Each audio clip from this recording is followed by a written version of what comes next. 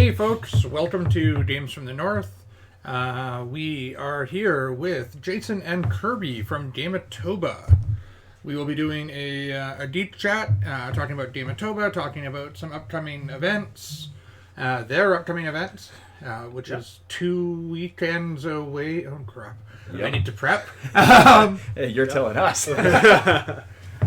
So let's do some quick introductions. I am Cliff, I am your host, and this is to my left.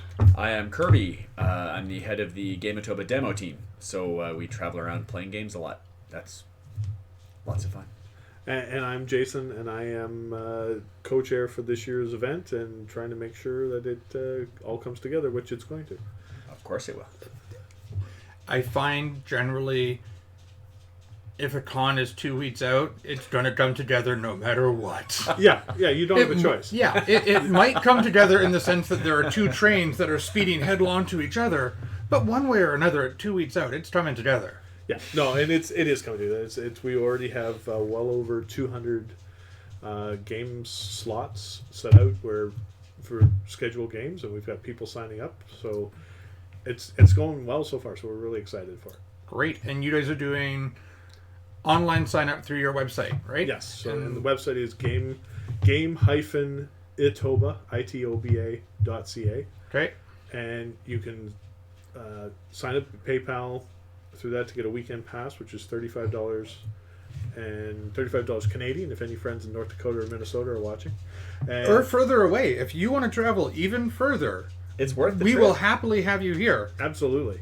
And it's also still Canadian if they come from Ontario or Saskatchewan or any other province. Yeah. And that's fair enough. It's 35 Canadian regardless, I guess. We'll accept pretty much any kind of currency. We would accept 35 American. Totally. Absolutely. We would. That's very generous of you. But no, it's 35 Canadian on PayPal, and that gets you the full weekend. And then when you sign up, it's within less than 48 hours you will get a notice of your badge number, and then you use your badge number to sign up for as many games as you want in the 14, one each of each of the 14 slots. So we have 14 2-hour slots. Okay. We start 6:30 on Friday night and run till 12:30, and then we're back 9 a.m. Saturday morning and run till 12:30 at night, and then we're back at 9 a.m. Saturday morning and run till 12:30 night, and then back 9 a.m. Sunday morning and run through till 4 in the afternoon. So yeah, it's great. We're excited for it. So okay, so we've talked about how to sign up. It's right here in Winnipeg. Yeah, it's at the Bronx Park Community Center, which is on Henderson Highway. I am blanking on the exact number. You really can't miss it. It's a big building across from an old Safeway, but if you look it up, Bronx Community Center. Not that far north of Hey, Portage, Laird. Maine. Yeah, I believe it's 720 Henderson Highway, but I might be wrong, so I'm hesitant on that. I have the internet in my hand as I'm trying to spread the word about the show, so... Yeah, so it's the Bronx Park Community Center. We have the entire community center. It's a great facility. Yeah. There's not only is there the big gym with lots of game tables set up, there's also some smaller areas for role playing and so you're not trying to role play in the middle of a massive gym full of people playing games.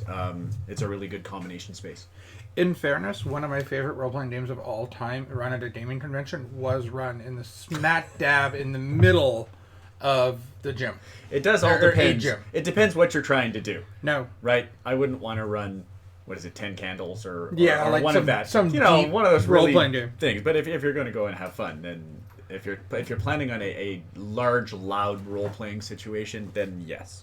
We did Kobolds Ate My Baby. Nice. In the middle of the gym at PrairieCon. Because the whole point of the game, right, is there's rules written into it where you have to stand up and get bystanders' attention and that sort of thing. Table. Excuse me, one moment. We have an uninvited guest on the kitchen table. Ever played Kobolds Ate My Baby? I have no idea. Oh my god, I'm not running it this year, but you're missing out. All hail King Torg! Anytime someone says King Torg, everyone at the table has to yell, all hail King Torg. If they do not, they take a horrible kobold death check on their character sheet. Other rules imply if you want to get a better success on your roll, or more likely to be successful in your roll, you can bark like a kobold. The problem with that rule is this, that, so I bark like a kobold. And Kirby wants it better on his roll too, so he has to bark like a kobold, only he has to do it louder than I did it. God. And so on. If you die, you can... I believe you can come back if you eulogize, right? You give a soliloquy of your character's events. And all bystanders give thumbs up or thumbs down. Yep. And So bystanders, not other game players. Table or bystanders. Anybody around can give thumbs up and thumbs down. So yeah, we were doing it in the middle of the one time that I played it with Cliff. Actually, Yep. was in the middle of after dark. After dark, and the place game was store. packed, and we were like standing on the bench giving our eulogies about how our great and mighty characters were, trying to eat the baby. And we got the whole forest of people giving thumbs up and thumbs down. It was tremendous. I was going to say probably the wackiest role-playing game. Because I've played role-playing games at Game-itoba, DM by both of you, so I'm not going to say better. Nice. Well played. I think he needs to make a choice. I think he needs to make a choice. I think he needs to make a choice. What was your most memorable role-playing experience at Game-itoba? Well, Game-itoba last year, definitely last year, and I'm not talking about the previous convention, which no longer exists, but at Game-itoba last year, definitely my most memorable, because it was certainly the wackiest, where I was going with this, was Everyone is Joker. Oh! I'm sorry. Your trophy, sir. Thank you. Well, I didn't do one that you ran last year. So You didn't get into the one that I ran last year because you didn't want to put in the effort to get into the one that I ran last year. Because I was busy. That's a really nice way to put it. So what you're saying is that my games are worth the effort and Kirby's aren't? I think that is what he's saying. Is that actually. totally what you just said? I think that is what he's saying. Harsh, I think that is what he's saying. possibly fair. But possibly fair. Okay, so in fairness to you, Kirby, I am running Everyone is Joker again. Yes. At I think one of my kids has signed up for it. I hope so. Yep, And for sure. I don't have many. I'm running a few games this year, and I've got a lot of slots open just to make sure everything goes well. But I am signed up for one game. If somebody else is playing it, it is a role-playing game. It is Feast of Legends. It is the Wendy's role-playing game. Oh my god, someone's running that. That's Yes, awesome. Mike Hare is running it. Nice. That'll be a lot of fun. Where actually having Wendy's food on the table gets you in-game bonuses. Nice. And you play as, like, all the hamburgers are like fighter classes, so that you can be a Baconator, or you can be a Baconator Junior, or you can be a baked potato in a salad, which is the mage classes, and it's just completely out to lunch and wacky. It's going to be a good time. I think there's a spot left. I've saved the PDF of it. I haven't actually looked at it.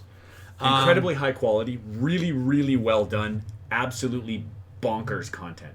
Nice. That sounds really exciting. I have actually not even looked at the schedule because I haven't had the chance. Mostly because I tend to show up and just jump in when I can. Yep. For myself at Game-itoba, there are very few games that I GMs that I look to play with each year. Yeah. Right? And I'd rather just different experiences. Yeah. Absolutely. I'm running, as we mentioned, Everyone is Joker, which is a variation of a one-sheet role-playing game called Everyone is John. And I am running Invisible Sun. It begins at the end, which is the one pre-published module. I have no idea. You've never heard? Nope. Okay. See that big box up there? Oh, yeah. The big black one? Yep. That is the black cube. That is the rules for Invisible Sun. Awesome. Oh, dear. And all the tokens and everything you need for it. I was at the unveiling last year's Game-itoba. It was beautiful. Yeah, I pulled it out to what is his name? James Hood, I'm thinking, from Brandon, wanted to look at it to see about getting a copy. It was gorgeous. It is, it's a stunning game. It's a stunning system. I don't know, I don't want to say it's Mont Cook's sort of dream system, but it's kind of like, you're Mont Cook. You've got the money to burn, and people will, back anything you put on Kickstarter to the point of millions and millions of dollars. Oh, God. So you might as well make it absurd. So you might as well make it as absurd as possible, and it really came together as a beautiful game. It could have just been absurd, but it's absurd and beautiful. It Yes, is. yeah, Yeah. So you're running a module based on that? I'm running a module from that system. They have put out one. The game is very much built around the idea that it's character-driven, story-driven. So he didn't even think really the idea of putting out a pre-written module would be a good one. Yeah. But he has one where basically, it's kind of the you've done a bunch of stuff, and this is the result. Now you have to deal in the actual game with the result of what you've just done off stage. Oh, nice. Yeah. So it's just giving people some hooks to do the character thing on. Yeah. Right on. Cool. So. Right on. Now you said this was the second year of Game-itoba, correct? Correct. Now, what? So what I'm looking for here. What can people expect to see at this year's Game-itoba game-wise that we might not have seen at last year's? Well, one of the big notables for sure is the Settlers of Catan tournament. There's a tournament, starts Saturday. The winner on Sunday qualifies for the Nationals in Toronto. Okay. So this is being put on by the Winnipeg Settlers League. Oh, okay. They're operating for us, and they've been gracious to set that up for us. We're working with a group called the Fawcett Avenue Conscripts, and they're putting on some miniature games, Gaslands. Oh, I've heard good things about Gaslands. Yeah, so have I. I'm looking forward to seeing yeah. it. What a Tanker is another one they're putting on. Okay. And they just threw up a third one. Forgive me if I screw up the name. I think it's called Adeptus Titanicus. It's another miniatures game. So we got some big miniature games. Lot of variation on different board games. Also have Legiocon or Maximus is doing the miniatures painting once again. Okay. That we had last year, which was a huge hit, and we were very excited by how well that went. It's good. It was so busy last year that people were having difficulty sitting down. So he's actually done it he's scheduled it like a game. So he's in every slot of the con, and you can sign up to be at his desk at his table to paint a miniature at certain times during the con, which is which is fantastic. I think it's a great way to go about doing it. In most slots, so that's another feature that we're going to have that's going to be exciting. And then, a lot of board games, a lot of standard ones, or some of the new hotness, or some older games. I'm running Azul, which I've just learned in the last few months, and I love it. It's a great game, so it's a lot of fun. Yeah, it's nice, simple, but it's got a neat little strategy to it. Takenoko is one of my go-tos. It's probably my favorite. It's one of the cutest, most adorable games out there. I love Takenoko, so I'm running that. Sentinels of the Multiverse, which I actually haven't played in a long time, but the box with all the sets that my wife so patiently sleeved years ago. Oh my god, she sleeved that big black cube. Okay. Wow. The monolith. It's not a cube, it's a monolith. Yeah, it was like three. Slab. I think it was 3 different boxes, and she got them all into one. Wow. So that's all Sentinels, and I am now blanking on the 4th game I'm running, which is not a good sign. But anyways, I'm running 4 games, and I know you're running a lot more than that, Kirby. Yeah, we're filling up. I'm filling up a lot of my slots teaching games just so that I get to play a lot of my favorites. That's the best way to do it. That's really what it's about. I'm running a game of Between Two Cities, which is one of my absolute favorites, and it's completely full. So we're going to have 7 people around the table playing which is really good. That'll be really good. That gets great. I finally get to sit down and play another couple of games of The Grizzled, which is actually thematically one of my absolute most favorite games. You taught me that one last year, did you not? Yes, okay. Because I pull it out whenever I get actual gamers together, because it's not one you want to teach grandma. Yeah, definitely not a grandma-based game. It's like, here, World War I, the despair, the death, the mental illness. I'm not familiar with it at all. I don't even know what it's about. So. It's your 4 French soldiers who got drafted and go to World War I in the trenches, and you basically try to survive. It's co-op. You usually don't. It's incredibly difficult to win, and there's a PTSD kind of mechanic where you gather stress, and the beauty of it is that everyone can see who has the most stress, but the cards often, like at the end of every round, you get to pick one person that you can help. and you like buy them a cup of coffee and you sit down with them and pour them coffee and talk through it, and they get rid of some of their stress. But if you don't have the right cards, you can't help that person no matter what, and you see the stress building on people, and you feel the tension as people just can't help the person who needs it, and then the war starts again, and you just go right back into it. It's like you realize, oh, we can't help anybody, oh, the war starts again. And it's just this beautiful thematic kind of, it's like what games could be. You know, it's this real exploration of a real emotion and a real event, but in a board game, like it's wonderful. But It it's is beautifully really thematic wonderful. in the sense that like you were saying, as you're playing the game, you feel that stress, you simply can't stop it or prevent it. Yeah, you see the end is coming, and you just can't do anything to stop it, and you're slowly moving it forward. It's really wonderful. And of course, the artist that drew it died in the Charlie Hebdo attacks. It was one of the last things. It's one of the last things he did before he died, which makes the whole thing even more poignant. It's beautifully art. The artwork is beautiful, and it's one of the last things that the artist did. So yeah, it's great. Which, yes, and the Charlie Hebdo attacks were right, I think on the Friday of a Gym Con a few years ago. Yeah. That was the terrorist attacks in Paris, correct? Yeah. Okay, Yeah. just because not all of you. Charlie Hebdo was a magazine that was writing. It was a satire magazine, and they had Yeah. done some religious satire that did not go over well. Yeah.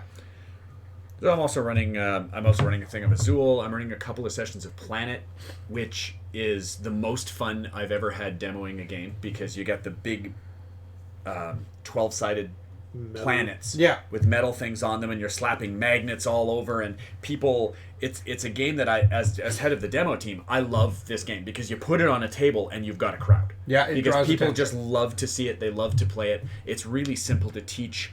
Anybody can play it, so it's a lot of fun. So I'm running a couple of sessions of that, and yeah, just some lighter games, because I know that I like drawing a lot of people who aren't.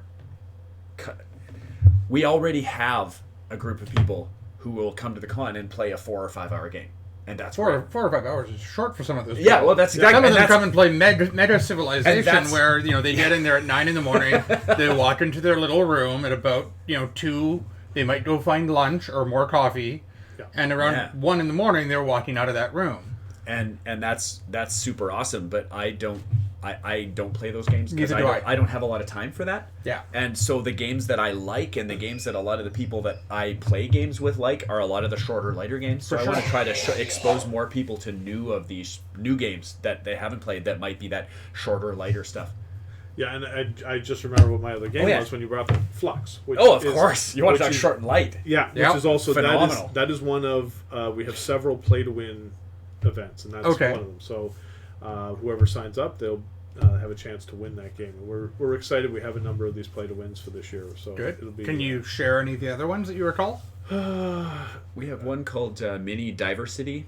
Oh, which is just to clarify, is that mini diver as in scuba diver, or mini diversity? I think it's one mini word. Diversity, yeah, but it's one spelled word. Diversity. Diversity. Okay, it's about CITY. Yeah, it's about scuba divers. Okay, and CITY. It's about a scuba diving city, and it's very topical in that it's about trying to save the reef from the developers and the oil companies and the whole thing, right? You're a bunch of divers, and you're basically it's a co-op. Yeah. And you're trying to save the reef before development and tourism and oil destroy it. And it's by a small press company.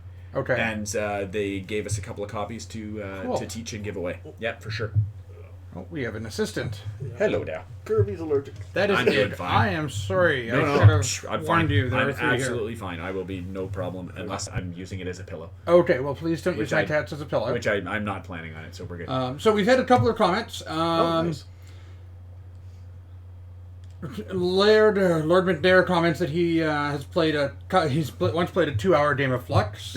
I'm so sorry. I'm terribly sorry for you, Laird. We've hit a few of those where you just get like, pick up 20, play all. Oh, yeah.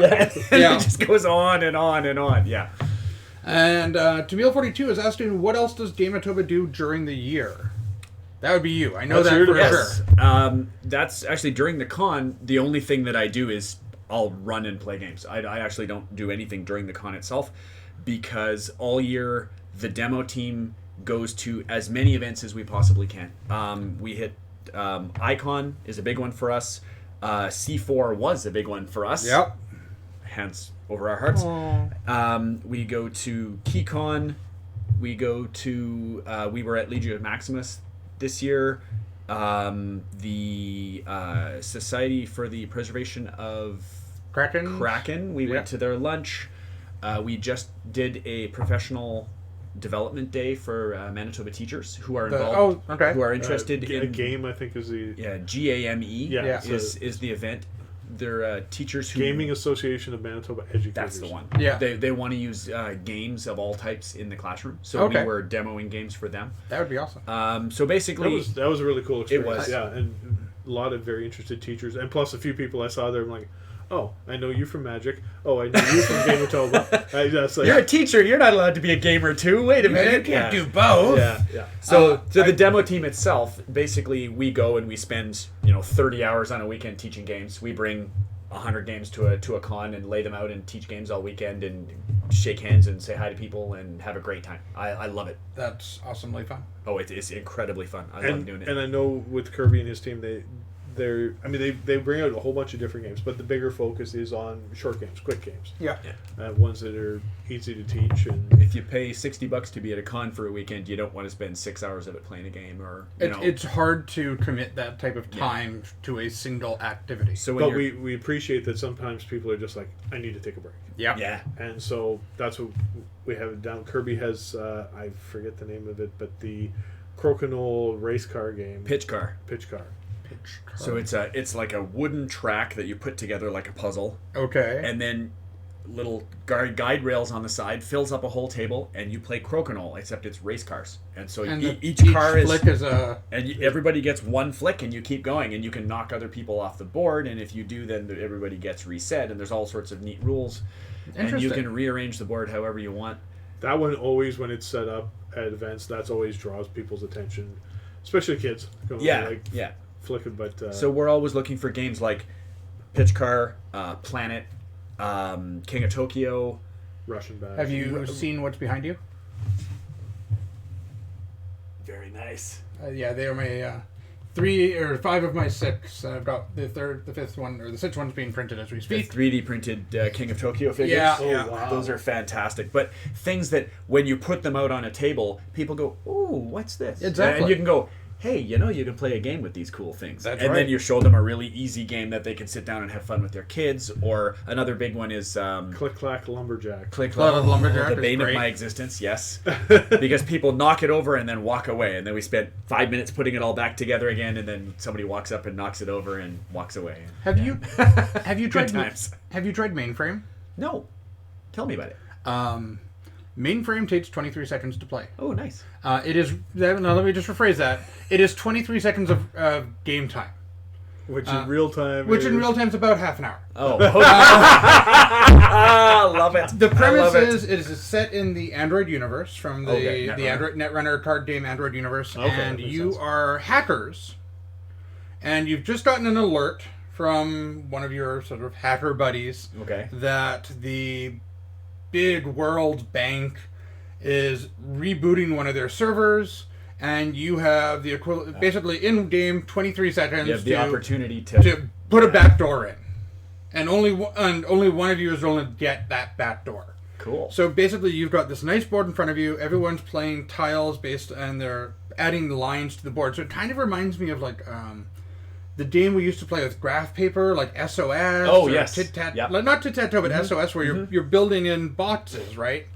And you've got each character has a couple of specialty cards where, we'll play those specialty cards to do a certain move that no one else can do. And, in the end, whoever has the most areas locked down with their little icon in it scores the most points. Cool. And I can pull it out for you later. I'd and definitely like to see it. 23 seconds. Like I said, it's really fast to set up, really fun to play. It sounds like the kind of game we're Yeah. looking for.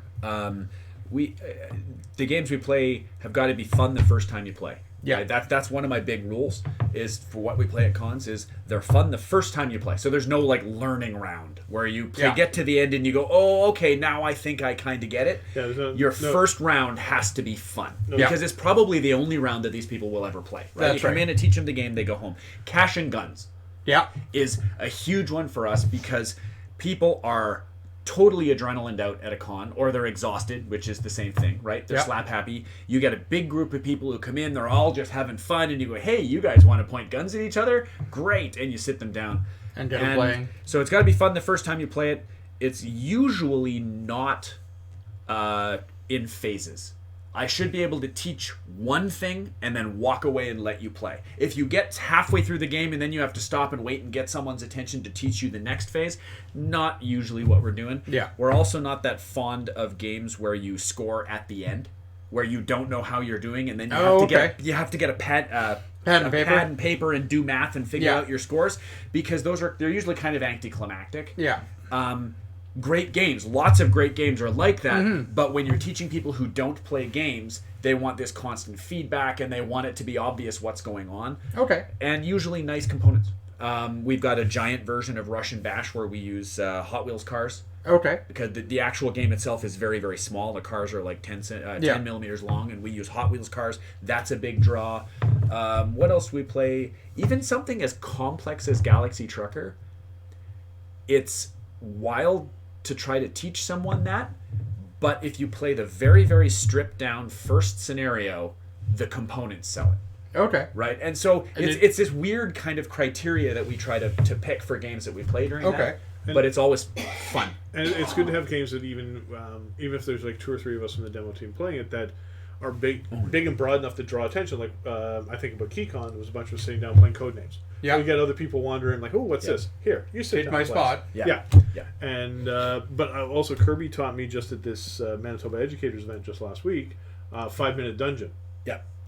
Which literally is 5 minutes. It's not 30 minutes. That was fun. I mean, it probably took more time to explain than to play. Yeah, I just discovered that one, and that's a hoot. It's perfect for what we do. Yeah.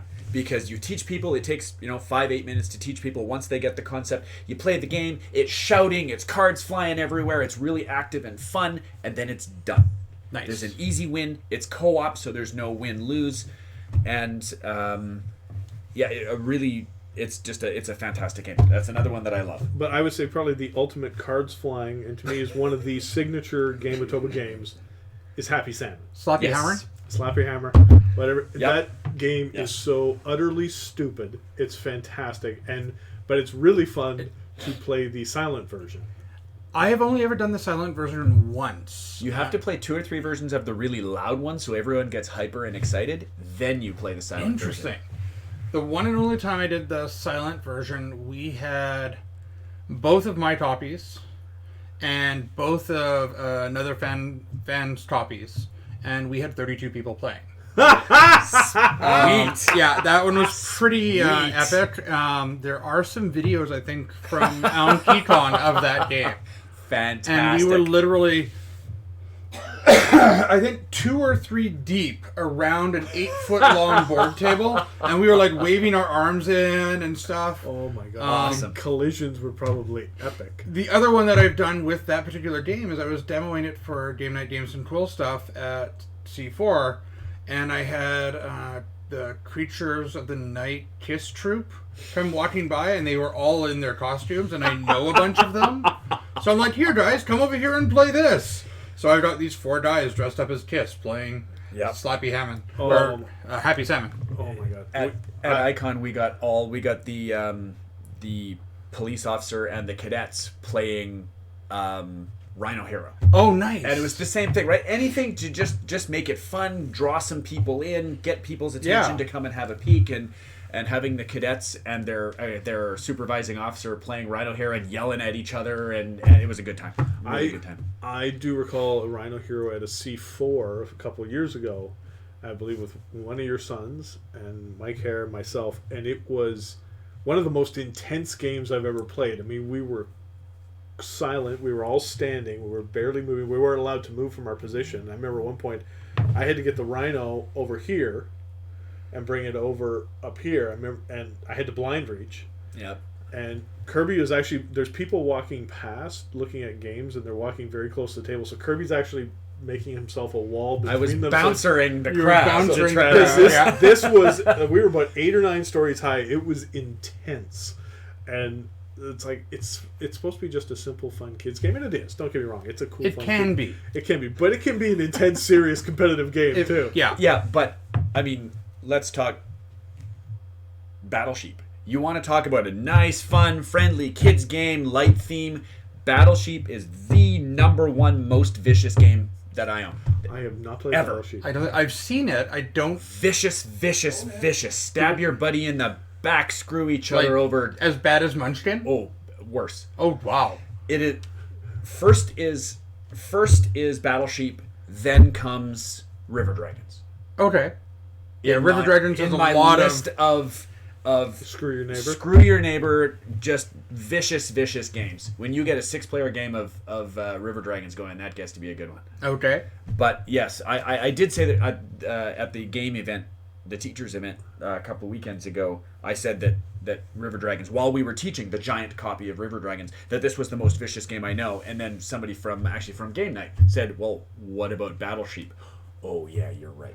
Battle Sheep takes it hands down. So I'm going to have to play Battleship now. Yeah, I That's, gotta have a look at that. I Oh. think it's on my shelf somewhere. vicious. Again, a kid's game, Yeah. just like Rhino Hero, as completely basic and simple as you can, and you can play it with kids and have good fun, yay! But you get a bunch of very serious adults around playing the game, their blood will be spilled. Well, I mean, Happy Salmon, I seem to recall one at KeyCon, and there was 2 or 3 people finished all at the same time. So the rule was, whoever is the last person not talking. So you now have 2 or 3 people just essentially staring each other down, trying to make the other laugh. And I do recall my co-chair for this year, Nathan, who is a 6'5" Viking, Yep. trying hard not to laugh his head off, but it make the other person laugh. It lasted a good long time. It was like a good 4 or 5 minutes. yeah, just because nobody was allowed How to did talk. you keep Nathan quiet for 5 minutes? I'm sorry. Did I? We found the secret. You have to put his competitive nature into it. Oh, that You makes have to make perfect being sense. quiet something he can game. win at. He can win at being quiet. All right. Good to know. Nathan is a great guy. We love him dearly. Yes. But yeah, But no, he's got a that's- competitive streak as wide as his shoulders. yeah, and those are pretty broad. Yeah. So yeah, all these games. I mean, ultimately, they're not. I mean, yeah, you can get a little serious, but I mean, ultimately, at these events, whether it's with the demo team or at Game-itoba, we're just mainly trying to have a lot of fun. Like I had such a blast playing Everyone's Joker with you last year, because it just got so utterly stupid. Because we each have a mission, and the missions are diverse and silly to begin with. Well, you are Joker after all. Yeah. And one of Kirby's sons was sitting next to me. He and I were like, just going diametrically opposed, trying to do other things. It was such a hoot, and so yeah, that's the biggest thing is when you have time to play the games, and that's one of the downsides of being on the organizing committee. You can't always play, but we want the people that do come. We'd love it if everybody stayed for the whole day. I mean, however long you can spend is great. I mean, we have those people.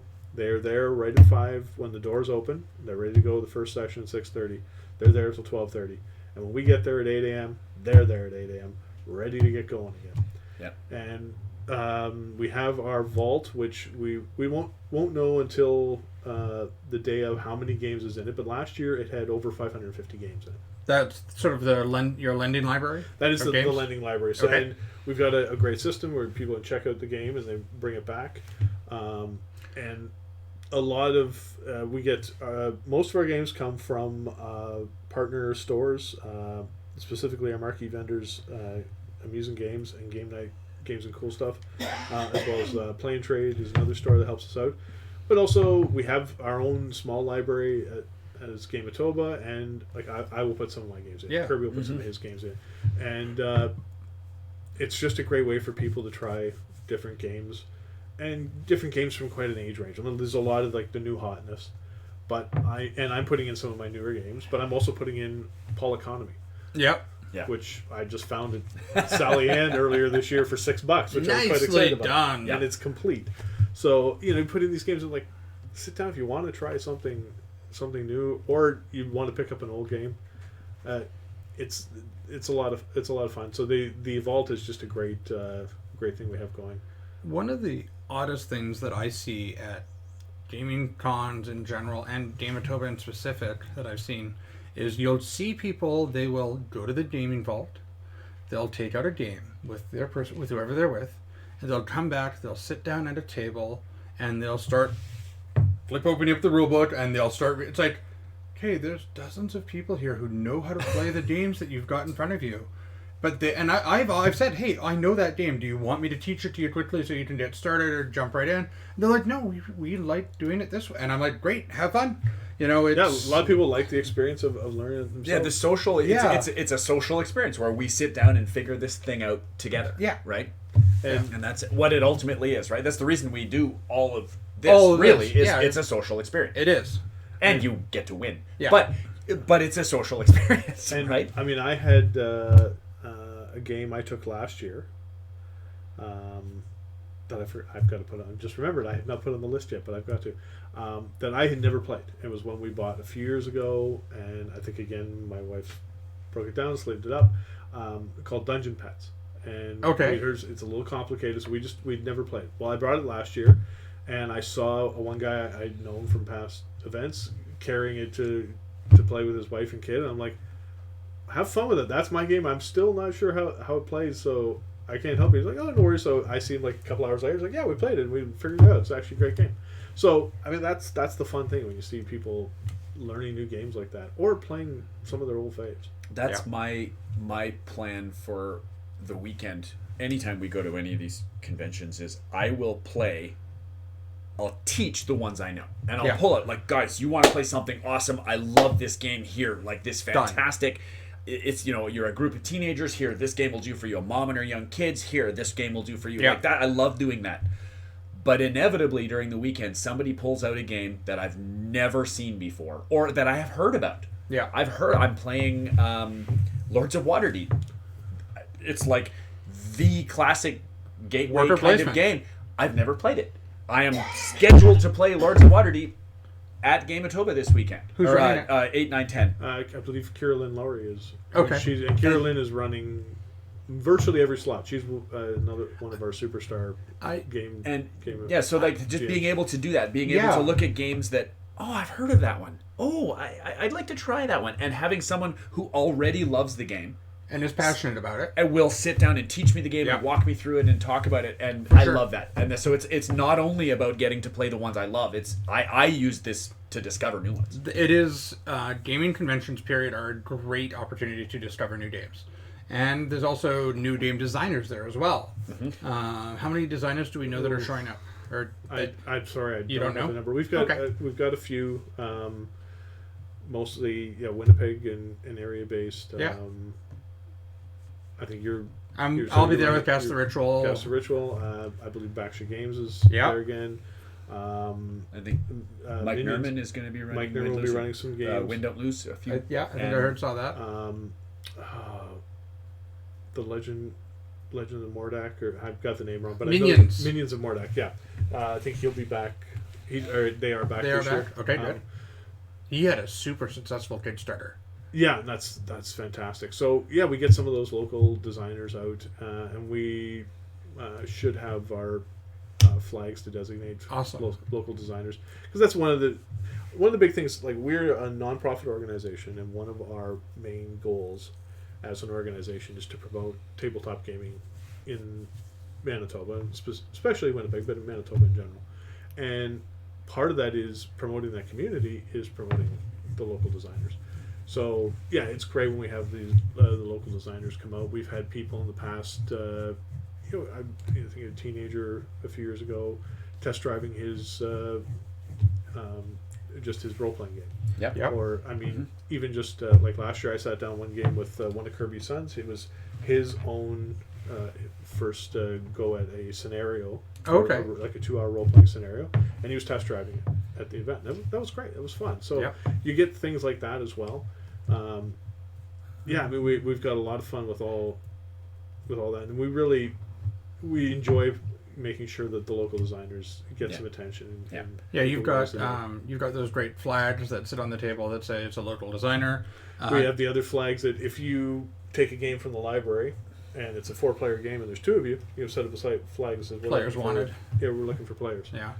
Just to answer Tamil's question, Minions of Mordok launched the Kickstarter a few months after Game-itoba. He knew it was going up at that point, but he didn't know exactly when, if I recall. And as if you meant when did he launch that game, he's been demoing it for a couple of years now, I think. His demo at Game-itoba last year was great. Yeah. He had all the signage, and he had it was a really slick presentation. By that point, he already had the backing of the company that was behind him for it. Yeah. But don't get me wrong, the presentation he had a year ago at other conventions as well was really nice and slick as well. Yeah. I mean, it's a good product. I'll have to look at our schedule, but there's a chance this is actually an expansion. Oh, okay. I could be wrong, but people will have to look at the schedule. But I seem to recall that there's a Minions of Mordok, but there's an additional name to it. Okay. So this may be an expansion. Some new expansion. Ooh, you heard it here first. Maybe. Cool. Maybe. You've heard a random rumor here first that we can't confirm. So if the Minions of Mordok people are watching, his name is Jason. You can talk to him, not me. It may not be expansion. I might be totally wrong, and if I'm wrong, well, We'll live. yeah. It's happened before. It'll happen again. And I was going to mention something else. Shoot. Oh, well, it'll come back. What is? And you guys both do role playing games. You both do board games, right? Yeah. Yeah. What is your favorite board game, Jason? Pick one. Only one. And I'm going to ask you too, Kirby, for... Oh, good. I I'm get gonna, some time to think about it. I'm going to ask you both about role-playing games too. I think it's been Takenoko, because it's actually a smart game. It's a really fun game to play. It's a great strategy, but it's also adorable as hell. It is. Just the fun you can have with just like this panda going num num num num num. But you can also really screw your neighbor with it. I mean, you're lining up. Okay, I want this panda to go over here my next turn, and somebody takes the panda over there. It can't get there. Yeah. It's like, you son of a. If you ever get the chance for Takenoko, as you're playing, designate one person, and when it comes around to that person, take a picture of the board from the same spot every time. And animated? No, we just for 1 year on Christmas Day we do Christmas board game orphans at my house, and I will post pictures on Facebook of what game we're playing. So I posted we're playing Takenoko, and then every round I took another picture and added that picture to the comments.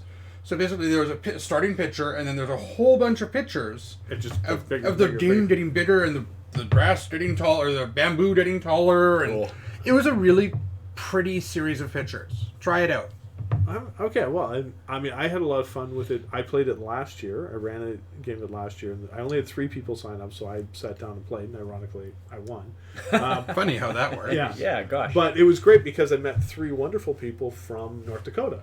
Oh. I'm actually friends with one of them now on Facebook, and he is one of the organizers of a con they have down in Fargo in March. Yeah. And I was talking to him, and I said, if you could promote it down there. He's like, no problem. And he's like, yeah, I'm trying to get a bunch of us to come up. So, I mean, we've got this relationship now with people in Fargo. They want to come up. He put it out on their Facebook saying, hey, if you want a great time, come up to Winnipeg. We have a blast. So that's one of the other things is you just meet people from locally, and I've made a lot of good friends through Game-itoba, or you meet people from far and wide, and that's a whole nature of gaming. Part of it is the social aspect. Yeah. And getting a chance to meet people, and I think I've stolen enough, Kirby. It's now time. What's your favorite? You've given him enough time. Board game first. Board game first. Right off the bat, I got to say Azul. Okay.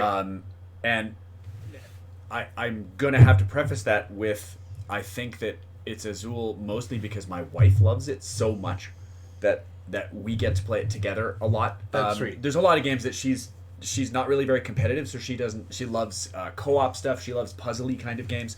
And so I think part of my love for it is the fact that she just loves it so much and will play it anytime, anywhere.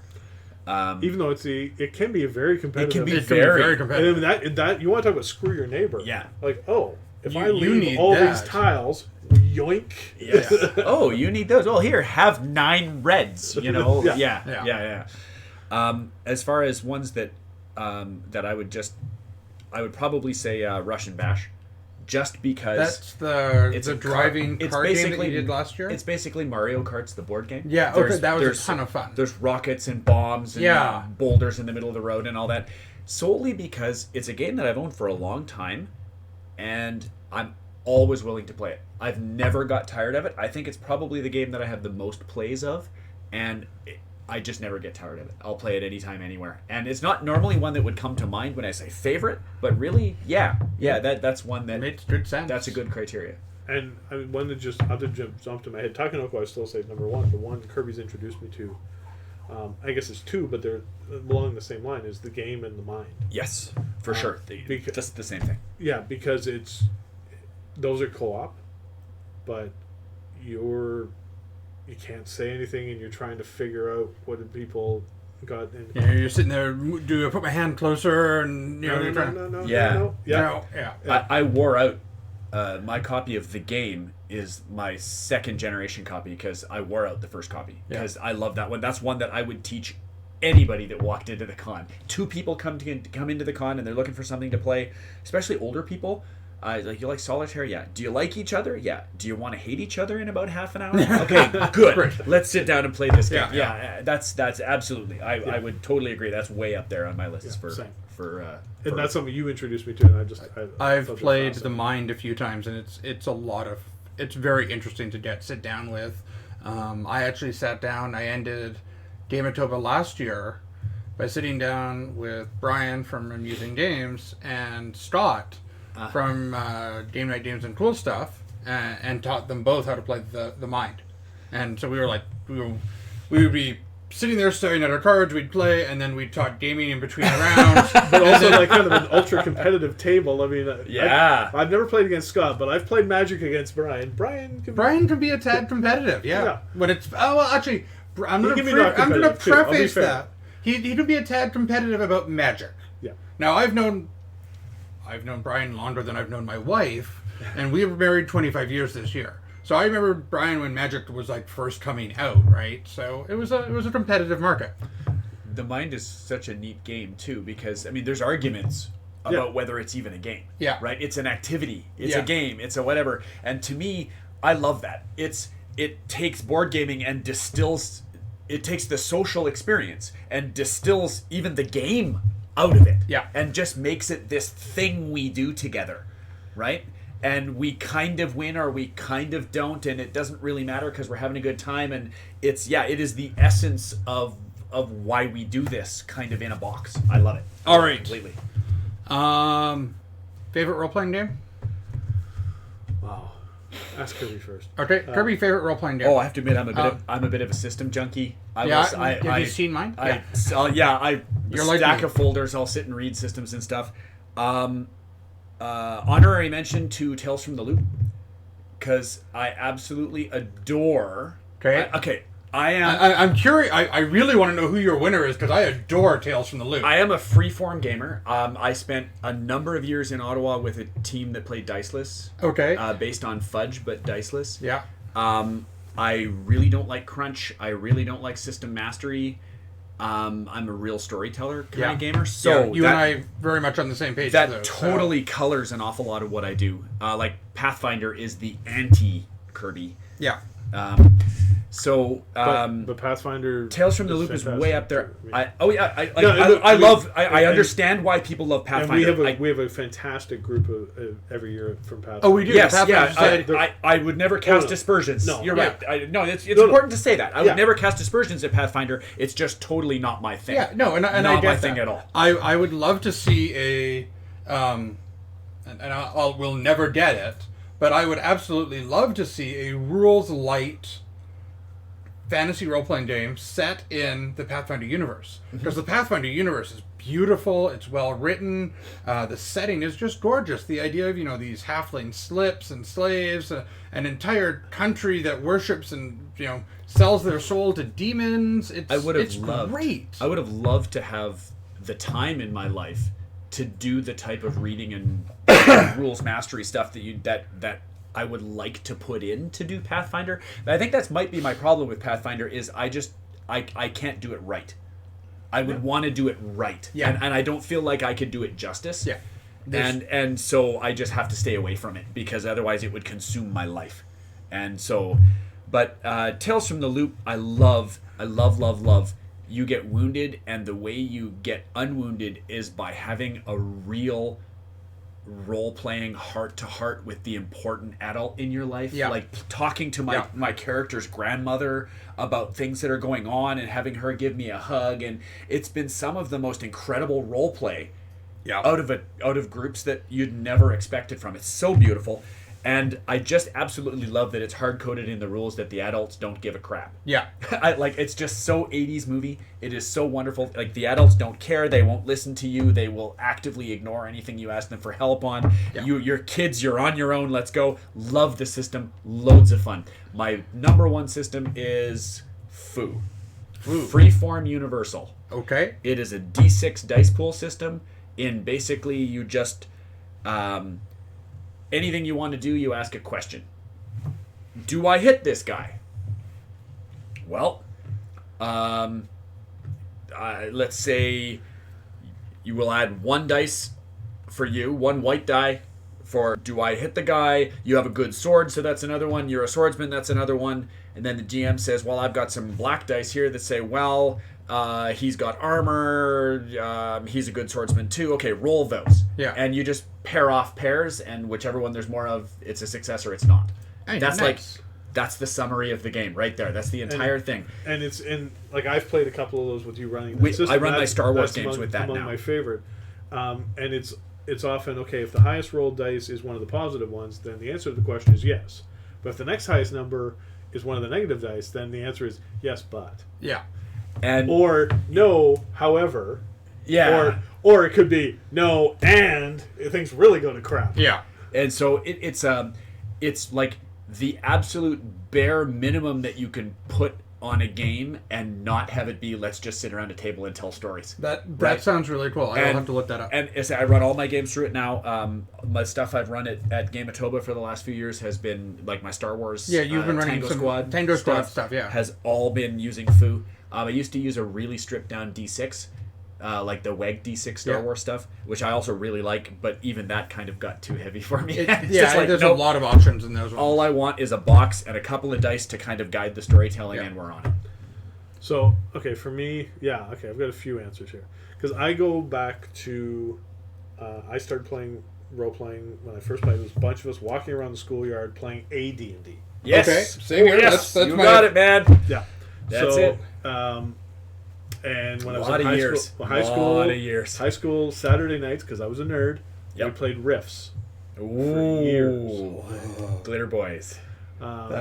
That's one system that I love the artwork for, and I don't touch with a 10-foot. The story was great. I don't know about the rest of it. We spent an entire weekend playing our very first system and got maybe an hour's worth of play in because everyone was still trying to make characters and sort rules out of everything, and then we just dropped it. I just walked away from Sorry, that. go ahead. No. And one other one we played in high school, but we never played like full scenarios. We just played battle tournaments with Robotech. Oh, yes. And I distinctly remember being up against a friend, and he had torn both of the arms off my neck. And maybe my legs too. I think I was maybe like the Black Knight. And there's nothing I could do. And I'm like, fine, I don't know, because I'm in my mech, I take a shit. And he's like, sure, roll it. And I roll a nat 20. I'm like, of course. That's the one and only roll. Yeah. So, I mean, just like ridiculous stuff like that in my past. And, but kind of got out of it for a long time, like a lot of people. But when I've come back, it's been the ones that I found story based. Like I play D&D now fairly regularly, and it's great. Mm-hmm. Yep. But the ones that are especially one shots and story based. So, Tango Squad with Kirby, Everyone's Joker with you, Fiasco. Yeah. Those are all ones that I've really loved playing because I love being a storyteller. I professionally used to be a storyteller, so I like the idea of doing that. But then having some mechanic, whether it's dice or tokens, to kind of gauge and throw a monkey wrench into things. For sure. That makes it a lot of fun. I really like the idea of one shots now. There's just so many cool ideas to explore that I love the idea of a really long campaign too. If anybody wants to invite me to play in a really long campaign, that's cool. I'm available. But I don't know how you're available. You're a father of 5. yeah, I don't know how I'd be available either, but we might try to work it out. You can pretend. Yeah, well, but one shots, just the weird places you can go. Yeah.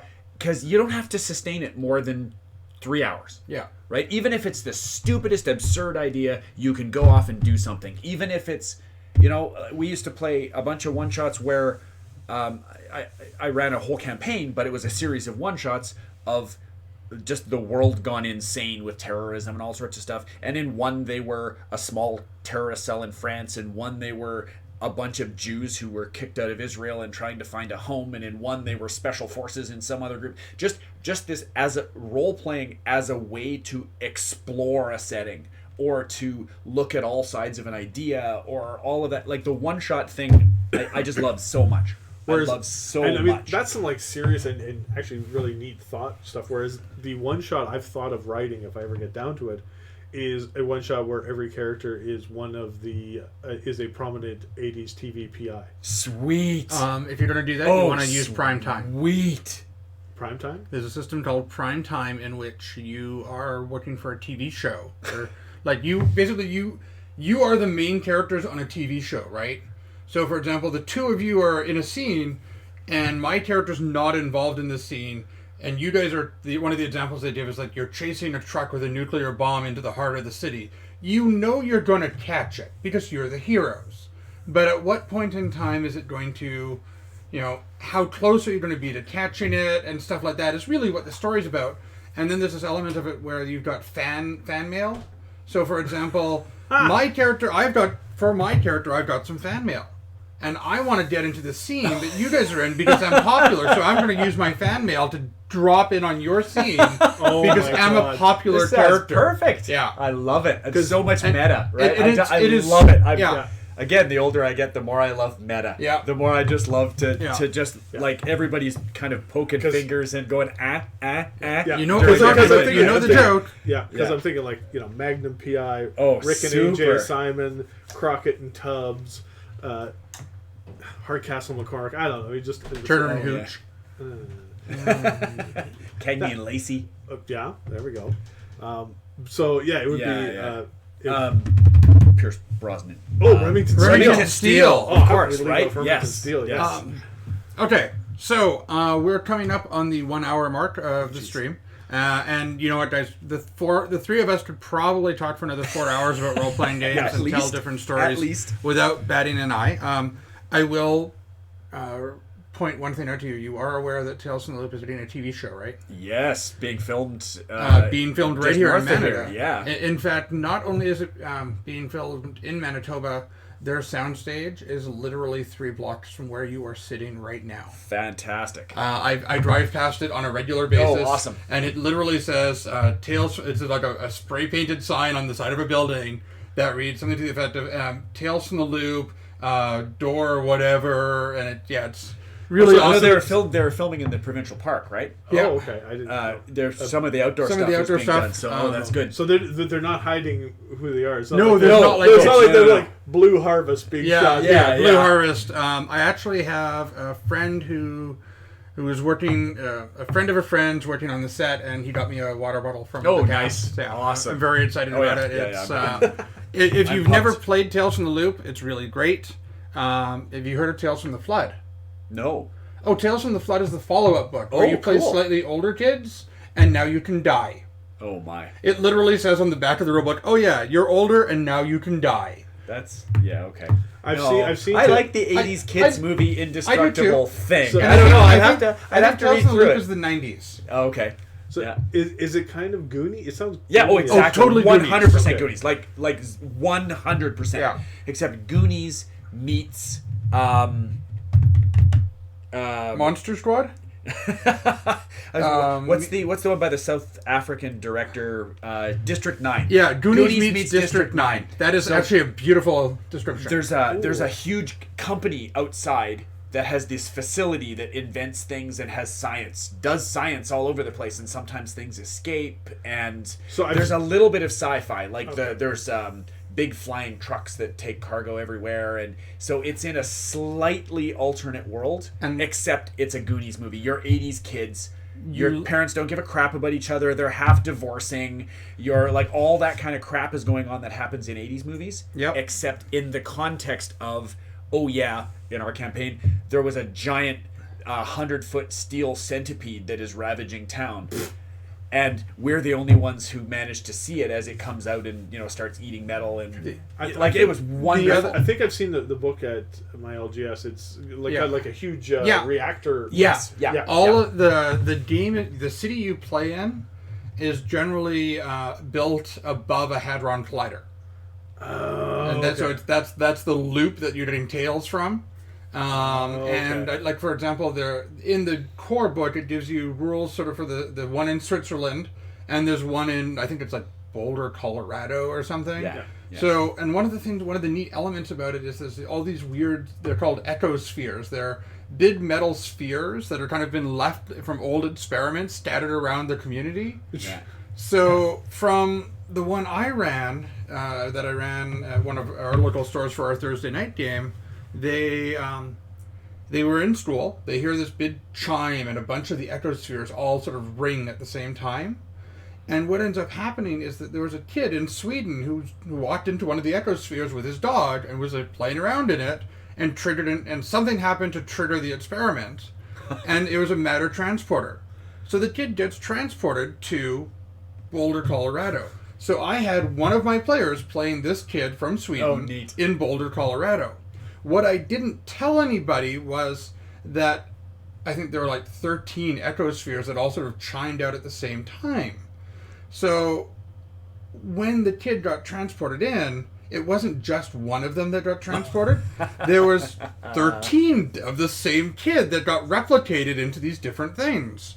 So, and one of them was damaged, so him and his dog got merged together, and they're hunting down their doubles to eat them. Nice. Kind of giving the monster element. Nice. And then you've got the group that's all splitting up all over the city to do different things and try and figure out how this all happened. And every so often, one group that doesn't have the kid from Sweden with them will bump into the kid from Sweden. And, you're supposed to be with us. So they start dragging the kid from Sweden got their along. own kid from they Sweden. now got their own kid from Sweden. Yeah. And of course I had, because I run an open game on Thursday nights where people can just show up, I will occasionally get random people just showing up for one night or two nights. So, you want to play? Here, you can be the kid from Sweden. And so at one game, I had I think there were 4 different groups, 3 of which had a kid from Sweden with them. None of them was the original kid from Sweden they had met on the first night. I love it. And eventually they figured out how to merge them all together and get them sent back to Sweden, was kind of the plot. But ours was a lot simpler than that giant metal centipede, and the finale ended up me luring it out of the woods on my dirt bike through the junkyard where they used the giant metal magnet to pick it up and put it in the car crusher where we damaged it. Right, and I jumped out of the car crusher on my motorbike, so on my dirt bike. The centipede. Yeah, the whole thing. It was totally classic 80s movie. And again, just like what Tales from the Loop is like, we rode it right through town in the parade. And people would just assume that it's a float. And we took it to the loop. We took it to the front door of the loop, where they took it back, said, "You're trespassing, get out," called the cops, who took us away, and our parents grounded us, because nobody believed us. Yeah. And then next week we met again and talked about how this crap, and then something else happened. It's like this total 80s movie. Every kid has a shtick. Like you can be the hacker or the rocker or the cheerleader chick or the whatever, and you've got an item that you have, like a satchel or a computer or whatever, that you can never lose, never breaks. If you lose or it does break, you have it back at the beginning of the next session. Like, it's just a total shtick built right in, total meta, the whole thing, and it's gorgeous. It's just so much fun. I'm gonna have to play this. So much fun. It is a very fun system. Okay, so we are See, we can't over talk our about hour. role playing We for we 4 can't hours. talk about role playing for 4 hours. We can't talk about role playing for 4 We can't hours. talk about role playing for 4 hours. We should actually get together and have a night of us just talking about role playing games. That would be a Done. lot of fun. But let's wrap up with some more Game-itoba stuff. It is November 8th to the 10th. November 8th to the 10th at the Yeah. Bronx Community Center, which is 720 Henderson. I looked it up. Thank you. So you were right, Jason. And I've we... written it was the enough first. times. Hey, For everything, yeah. stop it. We're sorry Nathan couldn't be here tonight. Because Yes. he's always right. Yes. Yeah. Yeah. And anything you want to say in closing? Yeah, just if people want to buy their passes ahead of time, they're $35 online. That's great. If not, you can buy weekend pass at the door. Same price or is Same it price for different? $35 at the door. Or if you just want to come for the day, it's $15 for Friday, $15 for Sunday, and $30 for Saturday. Okay, And because Saturday is the big long day. for sure. And yeah, we just encourage as many people to come out as possible. There's lots of games to sign up for, lots of other games to play. You don't have to be a hardcore gamer. You don't have to come No. and know what you want to play. You can just come and discover. You can bring your kids and come by Yeah. and just learn some new games. That's We definitely encourage families to come. Yeah, for sure. Children 11 and under get a badge for free with an adult with a paid badge. So yeah, it's a great chance to play different games with people of many different ages, and we try to hit. I mean, we say there's the big 4 types of games. So there's the board games, which is certainly the biggest component, but it's not the only. But the role playing games are a great component. We have Pathfinder. We have other types of role playing games like one offs, like everyone's Joker. We have miniatures. Yeah. And I'm looking forward to seeing Gaslands and Mhm. What a Tanker and some of the other like X-Wing and some of the other types of games, and then card games and the variety of card games. And that was 2 years ago at the previous convention that folded. We played a game called Cover Your Assets, Yeah. which is such a simple and fun game. Mhm. And I remember playing it with one of the people at the table was my late wife, and she had so much fun because it was all about greed and just stealing other people's stuff. And she just had a blast taking stuff from other people, and she won. I remember she posed with the trophy. And she was so excited to win. So I mean, we just played like card games like that. So there's so many different kinds of games, and it's just such a great time. And the gaming community in Winnipeg is just a lot of great people, and so I think we encourage people to come out. You'll meet a lot of people you'll get to know. You don't know anything, that's okay. Yeah. Because you'll never meet a community that's more enthusiastic about. You want me to show you my favorite game? Okay. Done. It's people not who a are- too cool for school crowd. Yeah, No, no, definitely not. absolutely We not. all- It's all about sharing. Yeah, and we're excited to play these games because Yeah. that's what we like to do. So yeah, we're excited to see as many people come out as possible. I think it's going to be a great time. Hopefully the weather holds for us. It's supposed to be a little cool, but not too bad. You know what? There's not 5 feet of snow yet. I'm happy with that. Yeah, we already had that. It's gone. Yeah, that's gone. It came and gone. All right. So that is anything you want to add about Game-itoba for the weekends coming up? Please come. I'll Kirby teach you still some has games. some. It's good yeah, times. Kirby still has some open slots for some of his games. So Yes, fill them up yes. for him. Come play Planet with me. All right. For anyone who is watching this live, and there is a couple of you, or have been a couple of you, tomorrow night, Thursday, not Game-itoba related, but we are doing speaking of one-shots, Zombie World one-shot. There's the camera. And the game plays up to 9. Well, I plan to hopefully punish that player limit tomorrow night. And I hope everyone comes out. We are going to be starting at 6:30, October 31st. So Halloween night, we are playing Zombie World at Game Night Games and Cool Stuff. Cool. And anyone and everyone is welcome to come play. We will have Halloween candy. So get your butt there for 7:30. In the meantime, We are streaming at Game-itoba, from what I understand. I don't know all the details yet. We're working on that. We're working on it, and we're hoping to be streaming from there. If nothing else, I will stream from my phone with my data, at least for some of it. So, in the meantime, watch for more updates from Game-itoba. Like Game-itoba on Facebook, Instagram, all the various social medias. Yeah. Like Twitter. Yeah. Tammy will be very happy. Yes. One day I will learn to use Twitter properly. I haven't quite figured it out. And in the meantime, if you haven't done it already, like Facebook, like Games from the North on Facebook and Instagram, and follow us on Twitch and YouTube.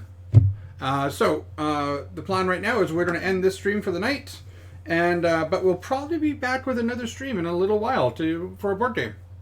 All right, talk to you later, and have a great night, everybody.